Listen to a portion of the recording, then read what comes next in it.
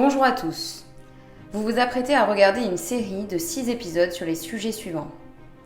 Assumer sa reconversion professionnelle. Je me trouvais pas du tout à ma place et donc renforcer toutes mes croyances qui étaient que j'étais nulle. Renforcer son estime de soi par l'alimentation. Et je sais très bien que ça va être cyclique, un jour ça va aller, un jour un peu moins. Quand t'es en haut c'est très bien, quand t'es en bas finalement c'est très bien aussi. T'es en train juste de développer des apprentissages. Mincir en mangeant gras. Aussi sortir des habitudes alimentaires, c'est-à-dire je vais arrêter le sucre pour passer à du gras. Ben oui, tu vas le faire parce qu'en fait le matin tu as besoin d'énergie, tu as besoin de protéines. L'impact du sucre sur votre motivation. Le sucre en fait inhibe la production de sérotonine si vous en mangez le matin, et la sérotonine est le neurotransmetteur qui permet de gérer notamment le stress qu'on produit à partir de 17h. L'impact de votre entourage sur votre objectif. Restez dans votre cocon. Prenez votre rythme de croisière et les gens, quand ils verront les résultats, du coup, ils n'auront pas du tout la même réaction. Se respecter à travers l'alimentation. Par définition, on a tous une morphologie différente. Et perdre du gras et de l'eau, c'est sain, mais après, le fait de vouloir calquer à une image qui n'est pas la tienne, là, ça devient malsain. Bon visionnage. Ce que j'aimerais, c'est que tu m'en dises un petit peu plus là, du coup, sur ton activité pour rentrer précisément sur ce que tu fais. Qu'est-ce que tu proposes au quotidien et au travers de quels outils? Alors, je dirais que mon activité se divise en deux parties. L'aspect nutritionnel, à l'état pur, on va dire, donc c'est-à-dire tous les conseils de nutrition que je peux apporter aux gens, avec toutes les explications qu'il y a derrière, pourquoi je leur conseille de manger tel aliment à tel moment de la journée, etc. Et la deuxième partie, ça va être le coaching, donc l'accompagnement, qui est super précieux puisque c'est ça qui va garder la motivation de la personne sur du long terme. Parce que quand tu te sens accompagné dans quelque chose qui est compliqué, par exemple de perdre du poids ou en tout cas de refaçonner sa silhouette comme on l'entend, etc., c'est un travail sur vraiment du long terme. C'est ça. Et qui dit long terme, dit complications entre guillemets, parce que tu passes par plein d'états en fait, à la fois émotionnels, etc., qui viennent de toi, mais aussi qui peuvent venir de l'extérieur. Et donc là, on rejoint le fait de entourez-vous avec les bonnes personnes, qui nécessitent une aide et un pilier extérieur. Et mes clients et mes clientes savent que ce pilier, c'est moi, et que s'ils m'appellent, je serai là en fait pour les remotiver, parce que je suis aussi passée personnellement par ça et je sais à quel point l'accompagnement peut être précieux. Bien sûr. Alors tu parles de piliers, moi je parle souvent de piliers, notamment un pilier, le pilier c'est l'estime de soi, c'est la valeur typiquement qu'on se donne. Et effectivement l'aspect physique qui est lié du coup au poids doit être travaillé, parce que dans l'estime de soi il y a 4 piliers, enfin moi j'en mets 4. Il y a la confiance en soi, ma capacité à me dire que quels que soient les événements, quelles que soient les circonstances, je vais trouver une solution. Il y a l'amour de soi, la façon dont je me parle au quotidien. Donc quand je me regarde dans la glace, est-ce que je m'aime ou pas? Ensuite, il y a l'image de soi, l'image que je pense envoyer et celle qu'on me renvoie en retour. Et là, il y a une différence. Et plus la différence est importante, plus c'est difficile en fait de s'aimer.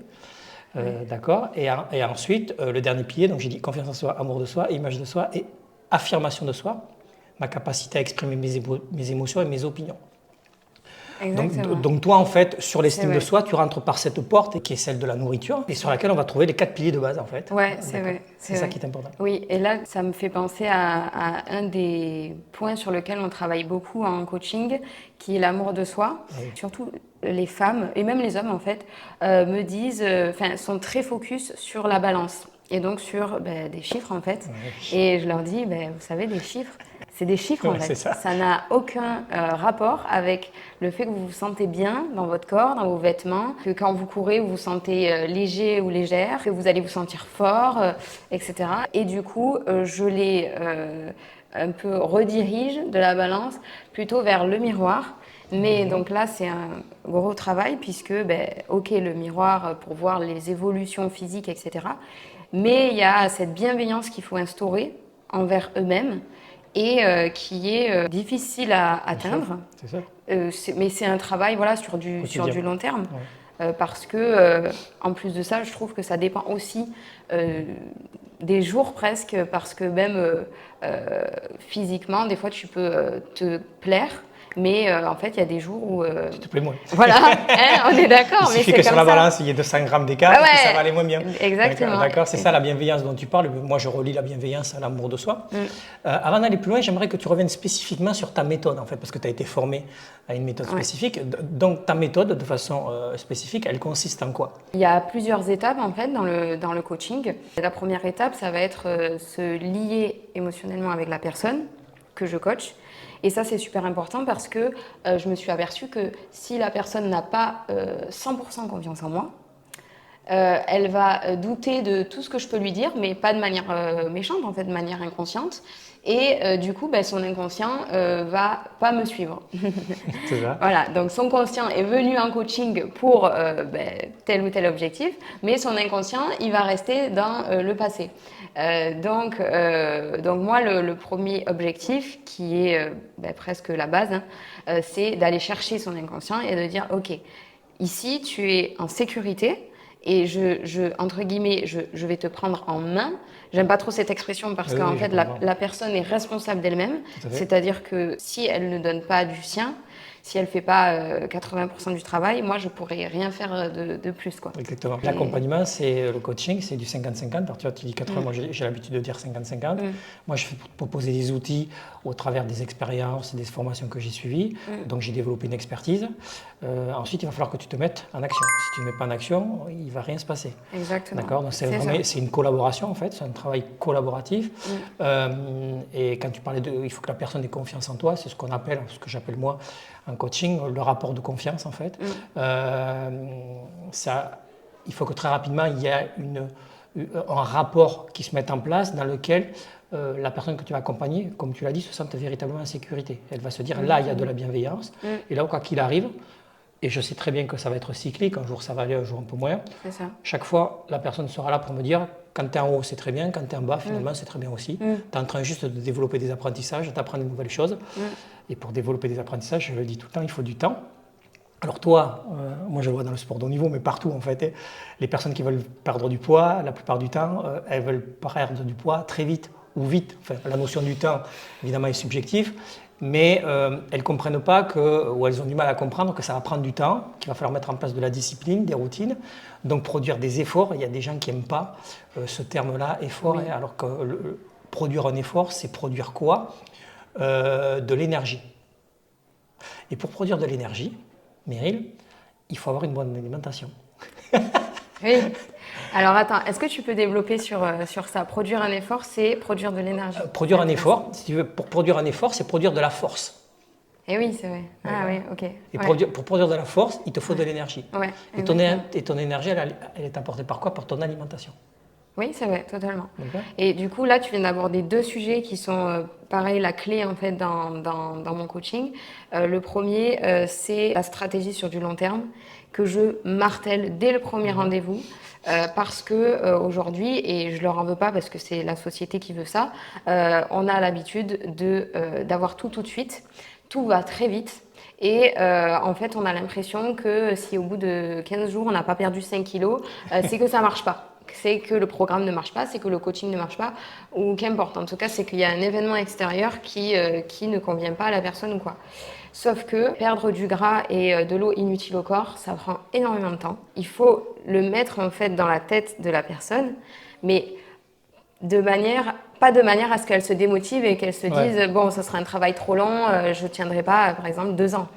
Mais après, je leur dis non mais vous savez, tous les régimes là que vous avez enchaînés de 15 jours, 3 semaines, ça fait 5 ans en fait que ça dure. Donc en fait, le fait de bien s'alimenter, ça vous permettra d'atteindre vos objectifs et en plus de manière beaucoup plus saine. C'est ça. Alors je vais amener des éléments complémentaires et tu me reprends si je dis des bêtises parce que tu es la spécialiste. D'accord. Les régimes, ça marche pas. D'accord. Oui. Ce qu'il faut que les gens comprennent, c'est que le corps a besoin d'énergie, donc d'apport calorique. Il faut lui amener les apports dont il a besoin au bon moment de la journée pour qu'il fonctionne bien. Ça, c'est la base en fait. C'est la base. À partir du moment où tu fais des apports supérieurs à tes besoins, du coup là, tu risques de prendre du poids. Oui. D'accord. Donc il faut déjà comprendre ça et ensuite à quel moment il faut faire les apports caloriques, le matin, le midi, le soir. Oui. Bref, il faut bien répartir pendant la journée au travers des nutriments que tu vas ingurgiter, entre guillemets, Ouais, c'est ça. les prendre au bon moment. Donc il y a toute une pédagogie en fait à faire autour de ça. Tout à fait. Cette perte de poids, elle doit être reliée à un objectif. Alors moi, généralement, avec les sportifs, c'est facile. Ils n'ont pas forcément de problème de poids, encore que quand on avait des sportifs de très haut niveau, on rentre dans quelque chose d'un peu spécifique, c'est-à-dire qu'on en arrive à mesurer, si tu veux, la masse graisseuse. Donc, typiquement, si le sportif il a prévu d'être à 8 et qu'il a 9, pour lui, ça va être super compliqué. Tu vois, alors qu'on est vraiment sur des choses qui, pour une personne, entre guillemets, normale, seraient largement suffisantes. Mais la perte de poids, pour revenir sur la perte de poids, doit se faire au travers d'un objectif qui est a priori celui d'être mieux dans ses baskets, en fait. D'être mieux dans sa peau. Et quand on est mieux dans sa peau et que physiquement, quand on se regarde, on commence à se plaire, on se dit, tiens, tous les efforts que j'ai mis en place, finalement, ce n'était pas des efforts, c'était juste des étapes pour arriver au résultat que j'avais envie d'atteindre. Et c'est intéressant ce que tu dis, parce que moi, dans mes objectifs, mais là, tu vois, ça, je le vois exactement de la même manière avec les sportifs de haut niveau. Là, j'en ai plein qui préparent les sélections pour Paris 2024. De la même manière, dans leur quotidien, en permanence, ils sont projetés vers les Jeux Olympiques. Et des fois, ils vont se démotiver parce que ce qu'ils oublient, en fait, même eux, c'est que ce qui est important, c'est le processus. Et que tous les jours, quand tu te lèves, tu dois aller t'entraîner. Et que des jours, tu es au top, des jours, tu es moins bien. Mais ça, c'est normal, en fait. D'accord ? Eux qui ont des apports pédagogiques et qui sont entourés de personnes qui sont des spécialistes, même pour eux, ce n'est pas tous les jours facile. Donc, pour les personnes que tu accompagnes, toi, effectivement, ça doit être quelque chose qu'elles doivent avoir du mal à intégrer dans un premier temps. Comment toi tu fais pour au niveau pédagogique justement faire ces apports pour qu'elles comprennent que finalement elles reviennent à l'école en fait, parce que c'est revenir à l'école. Oui, exactement. Et puis d'autant qu'avec le programme alimentaire que je propose, il y a beaucoup de paradoxes par rapport à ce qu'on a pu entendre sur les médias, ce qu'on peut entendre sur les médias encore aujourd'hui. Ce que les parents ont pu dire aussi à leurs enfants, mange tes légumes, c'est le plus important, mange des fruits, etc. Et en fait, je viens mettre un peu un raisonnement différent sur toutes ces croyances-là.